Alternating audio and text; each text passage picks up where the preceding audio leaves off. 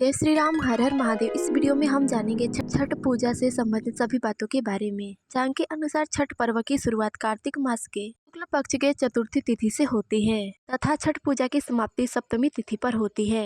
हमारे सनातन धर्म में सभी व्रत त्योहारों में छठ पूजा को सबसे कठिन व्रत माना गया है, क्योंकि इसमें महिलाएं 36 घंटे तक निर्जला उपवास रहकर छठी मैया की आराधना करती हैं। छठ महापर्व कुल 4 दिनों तक मनाया जाता है।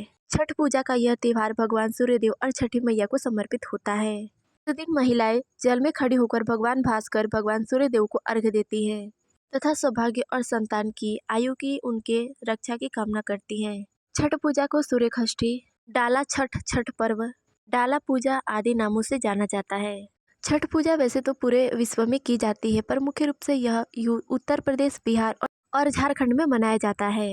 आइए जानते हैं छठ पूजा साल 2024 में कब से शुरू हो रही है। छठ पूजा का पहला दिन नहाय खाए का होता है। यह 5 नवंबर दिन मंगलवार को पड़ रहा है। छठ पूजा का दूसरा दिन खरना का होता है। यह 6 नवंबर दिन बुधवार को पड़ रहा है। छठ पूजा का तीसरा दिन संध्या अर्घ्य का होता है, जिसे हम लोग छठ पूजा के नाम से भी जानते हैं। यह 7 नवंबर दिन गुरुवार को पड़ रहा है।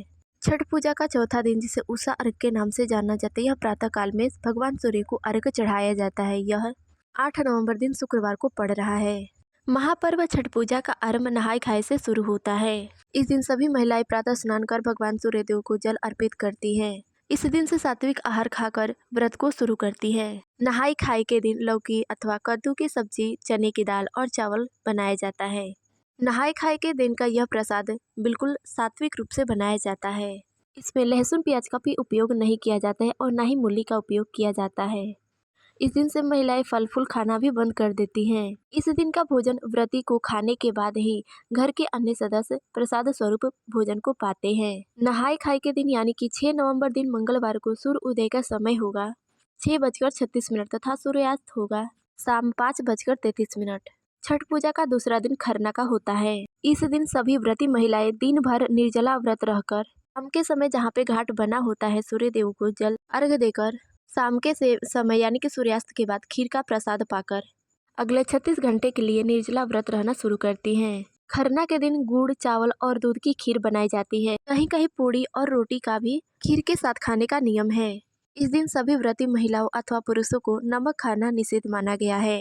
छठ पूजा के दूसरे दिन खरना को हम लोग संझत के नाम से भी जानते हैं। छठ पूजा का तीसरा दिन होता है संध्या अर्घ्य, जिसे हम लोग छठ पूजा या छठ पर्व भी कहते हैं।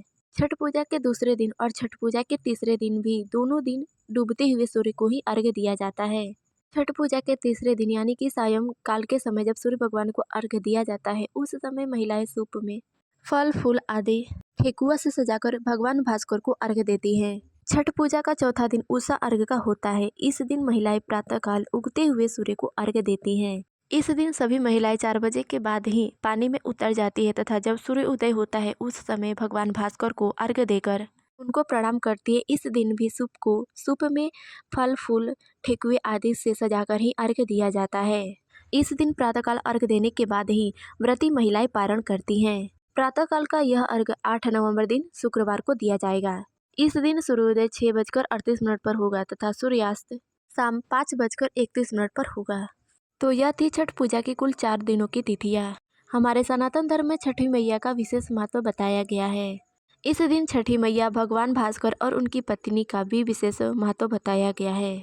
छठ व्रत करने से हमारे घर में धन धान्य की सदा वर्षा होती रहती है और सारे अमंगल कार्य मंगल कार्य में परिवर्तित हो जाते हैं। इस वीडियो में इतना ही। मिलते हैं अगले वीडियो में, तब तक के लिए जय श्री राम, हर हर महादेव।